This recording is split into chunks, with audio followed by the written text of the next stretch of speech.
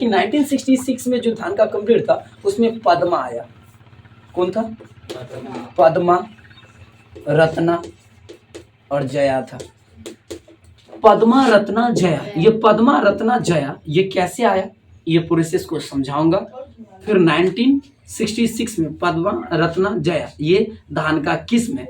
ऐसा किस्म है जिसकी चावल और जिसकी बढ़ती हुई मात्रा से हमारे पूरे आबादी को आसानी से 90 मिलियन टन 90 मिलियन टन हर ईयर्स लग रहा है पूरे वर्ल्ड में चावल की उत्पत्ति होती है। अगर ये सब किस्म नहीं आते धान का तो हमको लग रहा है कि हमारी आबादी, बढ़ती हुई आबादी में कोई ऐसा अन्न नहीं था जो हमें ज़्यादा सा उपज पाता, और कोई ऐसा अन्न नहीं था कि हमारी आबादी को संतुष्टि भोजन, संतुलन भोजन प्रदान हो पाते। बातों को ये पद्मा, रत्ना, जया को आना ही पड़ेगा, लेकिन हम जानते कि पद्मा, रत्ना, जया आया किधर से, ये जान लेते हैं।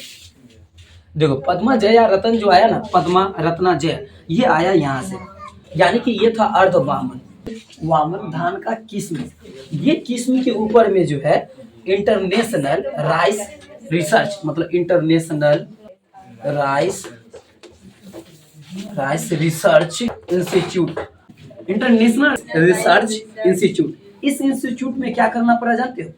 IR एक धान का किस्म था, थाईचुंग नेटिव 1, मतलब देखो थाईचुंग नेटिव 1 और IR 8, मतलब ये जो धान का किस्म है ये एक बाउंडी किस्म था और धान का किस्म था। इस दोनों के मदद से पावन किस्म लाने के लिए धान के दो किस्म का उपयोग किया गया।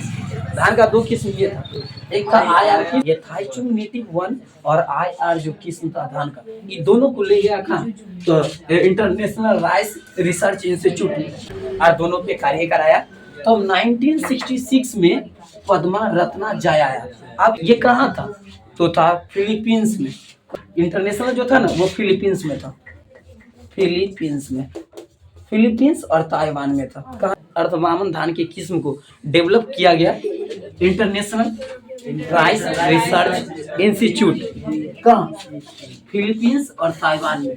अर्धवामन धान का जो किस्म पर रिसर्च हुआ, इस किस्म में दो आया था, IR धान के किस्म, नेटिव 1, नेटिव। याद रखना, एक अर्धवामन का किस्म निकल गया, ये दोनों किस्मों का उपयोग किया गया ताइवान के इंस्टीट्यूट में और अर्धवामन का किस्म बना।